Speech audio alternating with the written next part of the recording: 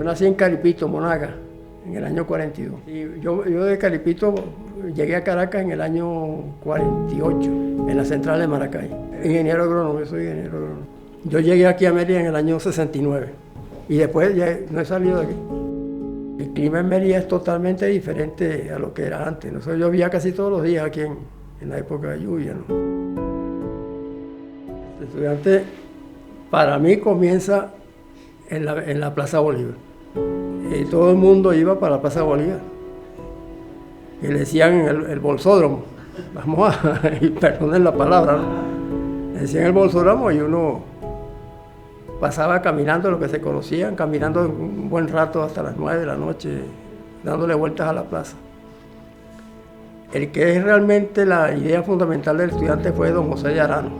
Don José de Arano, un vasco, que llegó a Venezuela hace muchos años, ¿no?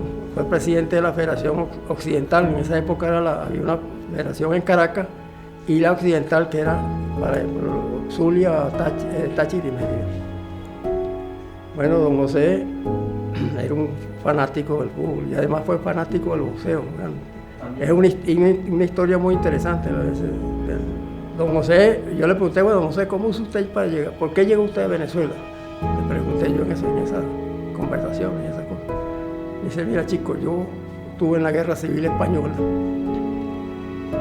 y tuve una herida, pero terrorífica, porque él era capitán de altura. Cuando termina la guerra tuvo que salir con la dictadura de Franco, se vino y llegó a República Dominicana. Estando en República Dominicana, él decía, bueno, ¿y ahora qué hago? ¿Qué voy a hacer? Bueno, yo me voy para Venezuela porque Bolívar era de origen vasco. Y se vino para Venezuela y aquí desarrolló lo que desarrolló, sobre todo en la parte deportiva, que es muy conocido, ¿no? Se acabó el Estadio Mérida y él tenía el interés siempre de que Mérida tuviera un equipo grande. En una de esas tantas, Luis Jersey llegó a Mérida también. Él era de Loyola, yo era Dos Camineros. Dos Camineros era un equipo popular y Loyola era un equipo más o menos de gente de cierto poder económico, que eran los jesuitas. Que por cierto, también en Mérida, el lote de Sotorrosa y Ramón Charelli estaban muy ligados porque estaban en el Colegio San José. Los colores del estudiante tienen que ver con eso. Aunque el escudo es muy parecido al Atlético Bilbao, porque don José era, como buen vasco, inclusive era miembro del Atlético Bilbao. Fíjate que los colores son los del Atlético, pero el Atlético tiene pantalón negro. En cambio los de Loyola usaban el pantalón azul, que es el que tiene el estudiante. Tiene que ver sobre todo con Loyola y los jesuitas y ese tipo de cosas. Surge la idea, pero no había estadio. Entonces comenzamos por desarrollar un estadio y había un terreno que sí tenía el Estado venezolano, tenía el terreno que es donde está el Sotorrosa hoy en día.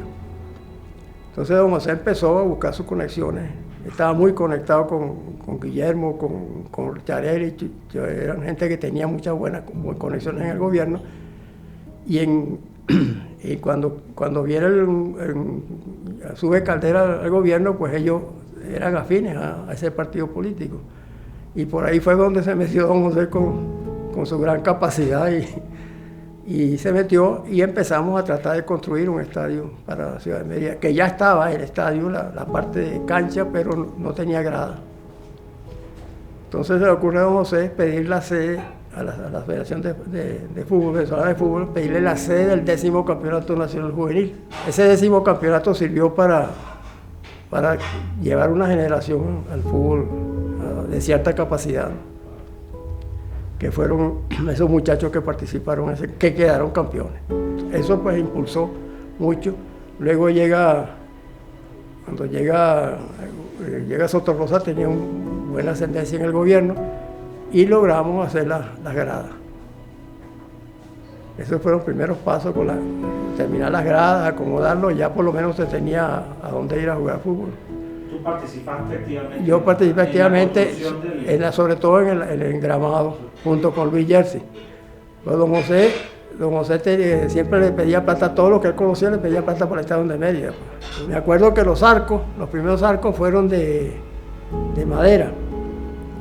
Y yo logré conseguir madera en Maracaibo, para hacerlo.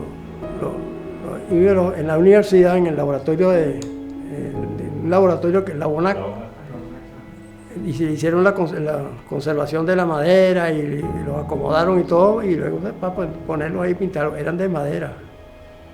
Y una madera muy resistente que hay en el Zulia. Don José hizo una cosa muy interesante. Él se fue para Caracas y empezó a hacer un inventario de los jugadores o sea, él dice hay que buscar, no había plata, ¿no? Porque la idea original era hacer un equipo en base a criollo. A los medellín. Sí, la idea que él manejaba era tener un grupo básico de criollo. Un grupo básico de criollo y entonces buscar los refuerzos para eso. Cuando vio la cosa que el fútbol se estaba haciendo muy competitivo, empezó a buscar en Caracas jugadores que de cierta calidad que no tenían contrato o que estaban disgustados con los equipos. En ese grupo viene Yazaro, Carlos Conde, que fue un excelente jugador. Ancheta jugaba, no lo trajo directamente porque él tenía contrato con el Canaria. Y entonces Ancheta jugaba con el Canaria, entonces hicieron un convenimiento y que a pesar de un año pasaba al Estudiante. Pero también lo buscó. Y Saberino Martínez también. Juan Carlos Leiva, porque no teníamos un arquero. Estaba Hugo, pero era nuevo, ¿no? Entonces había que tener una persona de cierta... y Leiva, ¿no? Y después empezamos a buscar jugadores como como ya criollo, con Luis Mendoza, Iván García, que eran del Italia. El Italia no lo sé yo, el Italia teníamos muy buena conexión con el Italia, sobre todo Don José tenía... Así que el equipo lo diseñó Arano. Bueno, entonces viene la importación. Entonces se van a traerla de Brasil. Y viene Casiano, uno de apellido Márquez.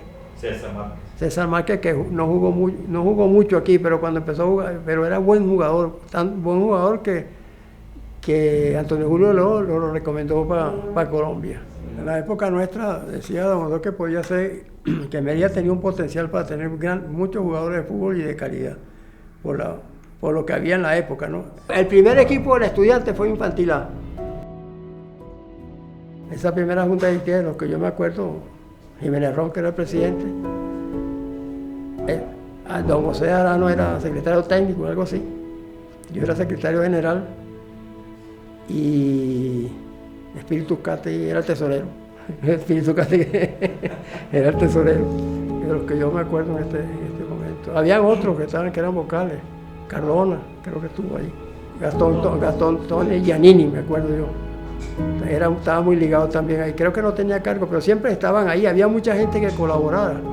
Por ejemplo, conmigo en la cuestión de los socios populares trabajó mucho tiempo Gustavo Montenegro, que en esa época era gerente de la Zulia aquí en Mérida. Yo tengo un tío, que en paz descanse, tío político, casado con una hermana de mi papá, que es puertorriqueño, era puertorriqueño. Y la bandera de Puerto Rico es idéntica a la del Estudiante. Y dije yo, no, yo voy a conseguir eso. Y me hablé con mi tío y le dije para qué la quería, ¿no? Para evitarme.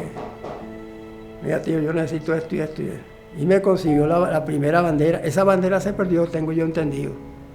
Entonces lo que hicimos fue, que creo que la bandera tiene una estrella, y ahí pusimos el escudo del Estudiante. Y la bandera original es la bandera de Puerto Rico con la modificación del escudo.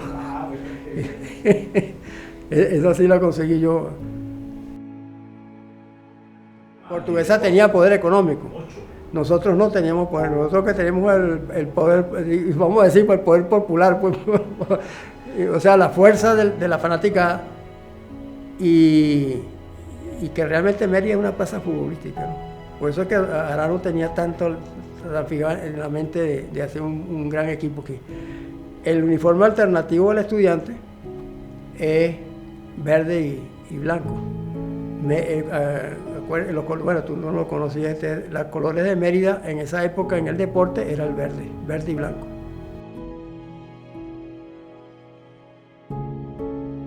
Pero es interesante el caso del estudiante en Mérida, porque tú encuentras de todas las tendencias políticas ahí.